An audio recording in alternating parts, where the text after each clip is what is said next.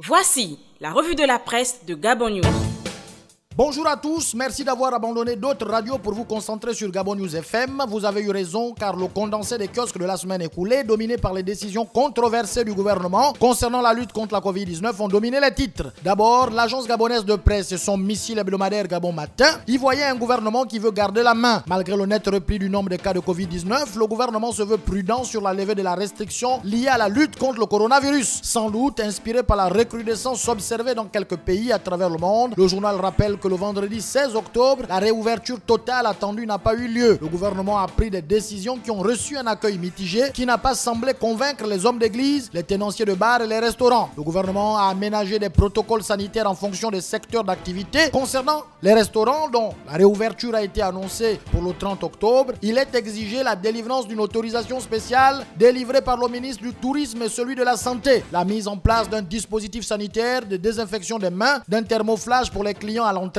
L'accès au resto est désormais conditionné à la présentation d'un test négatif à la Covid-19, mais également par le port obligatoire du masque, bien sûr qu'il faudra l'enlever avant de manger. Les clients devront remplir une fiche dans laquelle doivent figurer nom, prénom, date de naissance, lieu de résidence et numéro de téléphone. Le nombre de clients sera limité à 30. Les mêmes exigences sont appliquées dans les lieux de culte. Les brebis devront être au nombre de 30 seulement, distants d'au moins 2 mètres chacune, des brebis bien sûr. Le paiement de la dîme et la quête se fera par cash transfert avec une célébration de culte par semaine. Dans tous les cas, la santé avant tout, titré le quotidien L'Union du mercredi 21 octobre, devant le raidissement des positions notamment de la part de l'Église catholique. Le président qui s'est entretenu avec Rose Osuka Raponda et son ministre de la Santé ont réaffirmé leur priorité dans cette lutte, à savoir la protection sanitaire de population. Les échanges sont cependant en cours pour un retour à la concorde. Dans ce qui s'apparentait à un clash État Bongo contre l'Église catholique, comme le percevait l'hebdomadaire Lombanja, le journal qualifie les membres du gouvernement des va-t-en-guerre de l'émergence, bien sûr. Ce journal estime que le régime veut soumettre les chrétiens à d'humiliantes restrictions qui s'assimilent à une non-réouverture des lieux de culte, notamment avec toutes ces restrictions imposées.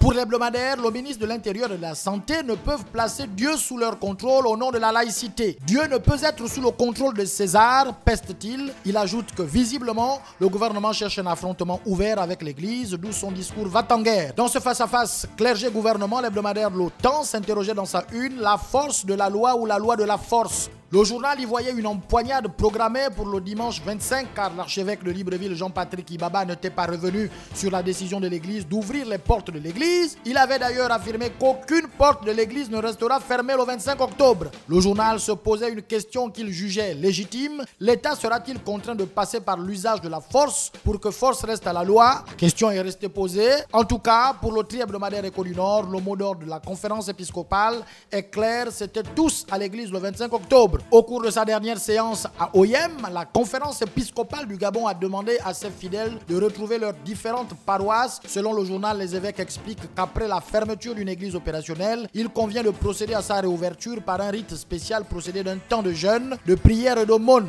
Pour marquer ce temps de prière, Jean-Patrick Ibaba a adressé un message à toute la communauté chrétienne de son diocèse avec un calendrier de célébration qui a débuté par une neuvaine de prière le 16 octobre et ponctué le 22 octobre et devrait se clôturer par l'ouverture des églises le 25. L'hebdomadaire La Loupe est également revenu sur ce clash et titré « Église du Gabon en marche vers le 25 octobre 2020 » en rappelant qu'Ali Bongo a dit ne reculer devant aucune décision pour protéger les Gabonais sur le plan de la santé. Le journal ajoutait simplement « Ça promet ». Matin équatorial se posait encore la question de savoir que va-t-il se passer ce 25 octobre, une question que l'hebdomadaire se posait au regard de la batterie des conditions d'accès dans les lieux de culte et aux divergences calendaires qui opposaient le gouvernement à l'église, notamment l'église catholique qui confirmait la réouverture de ses portes le 25 octobre. Le quotidien L'Union du mardi 20 octobre s'était voulu médiateur en titrant « Entendez-vous ?» Si le quotidien reconnaît que les mesures d'allègement des restrictions imposées par la lutte contre la Covid-19 annoncées par le gouvernement n'ont pas toutes eu un écho favorable, il estimait que les rencontres entre différentes parties s'avéraient nécessaires pour une mise en œuvre dans l'intérêt de tous.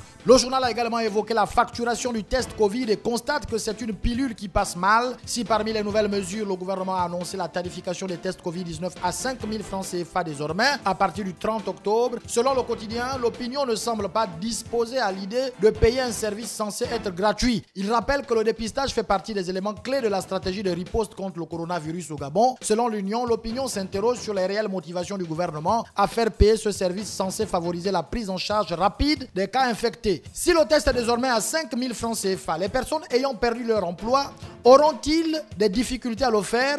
En effet, comme nous le rapportait l'Union du 22 octobre, plusieurs emplois ont été victimes du Covid. 1 millier ou beaucoup plus, la crise Covid-19 servant parfois d'alibi à des vagues de licenciements a fait très mal à l'emploi, frappant très durement certains secteurs, bois, pétrole, BTP et génie civil, tourisme, hôtellerie, restauration et débit de boissons.